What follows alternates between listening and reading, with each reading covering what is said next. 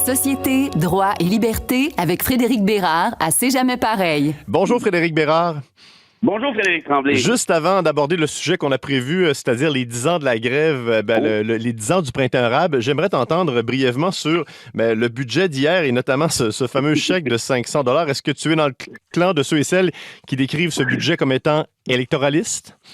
Pas depuis que je collabore à ton émission, non. OK. Et maintenant? Ben non.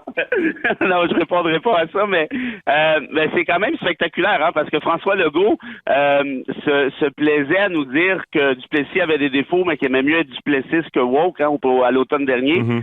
Mais faut croire qu'il était sérieux, parce que les petits bonbons du genre, ça fait très, très, très Duplessis. À l'époque, c'était des frigidaires. Maintenant, ce sont des 500$.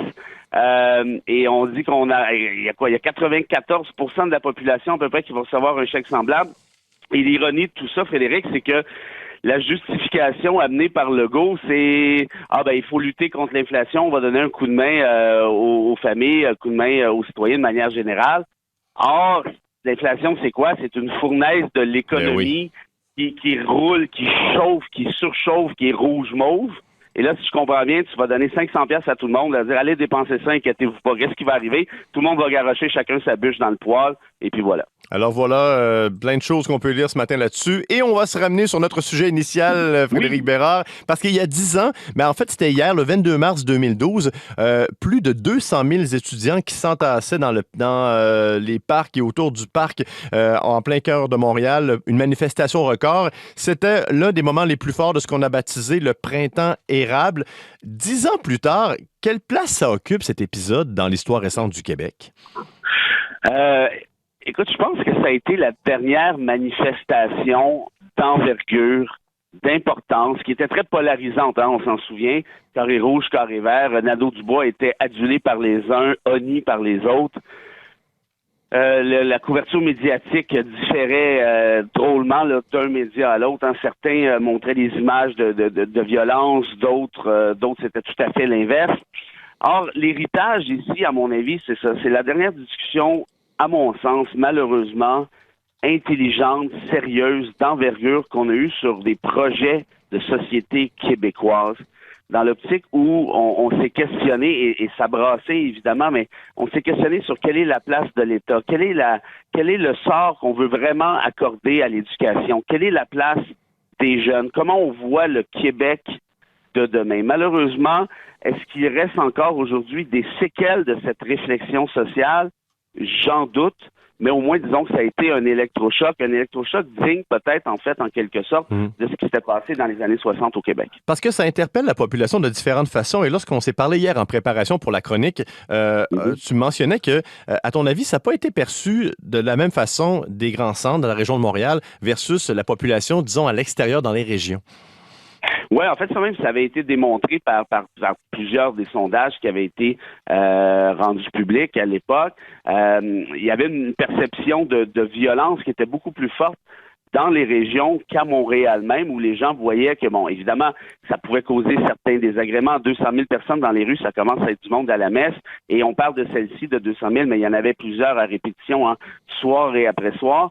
Donc oui, il y avait vraiment une espèce de dichotomie, mais ça, c'est une dichotomie qui est normale, en temps normal. C'est la perception qu'on a du fait d'un traitement médiatique qui est X ou qui est Y.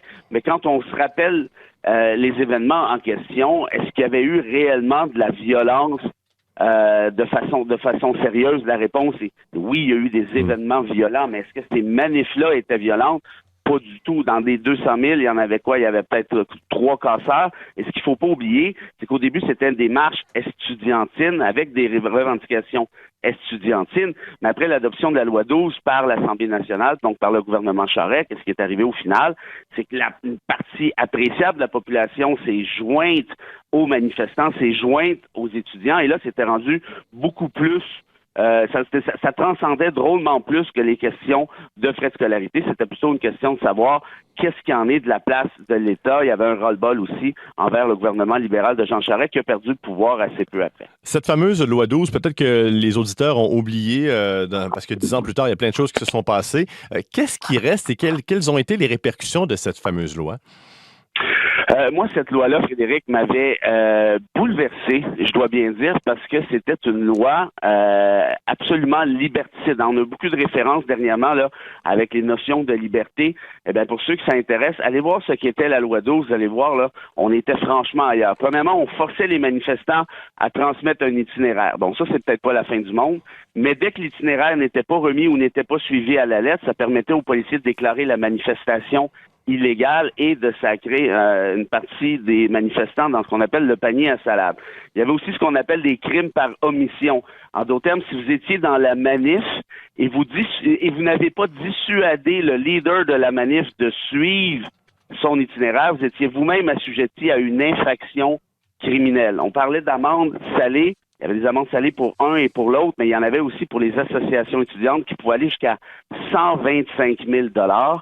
On permettait aux policiers de pouvoir perquisitionner les comptes de réseaux sociaux des organisateurs sans mandat, donc sans autorisation du juge au préalable. Bref, c'était une loi qui était excessivement musclée, qui ne passait pas le test des tribunaux. On n'avait pas appliqué la dérogatoire là-dessus. Pourquoi? Parce que Jean Charest, qui avait ce petit volet assez fin finot, disons-le, avait lui-même prévu l'auto-abrogation de la loi quelques 15 mois plus tard, si ma mémoire est bonne, ce qui fait que ceux qui auraient voulu la contester sur le fond n'ont pas été en mesure de le faire. Un peu comme dans Mission Impossible, cette loi s'autodétruira dans les semaines suivantes à son application.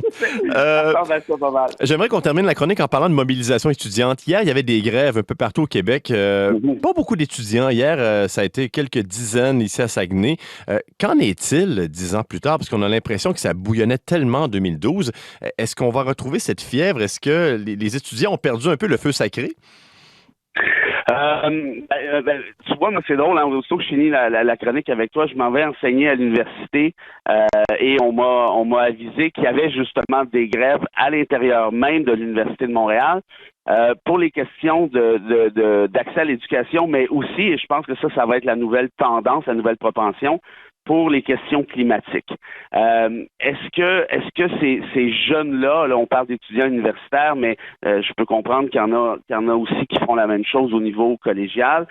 Est-ce que ces jeunes-là vont se rassembler autour de cet enjeu-là? Bien franchement, et je suis payé pour donner mon opinion, alors je vais la donner.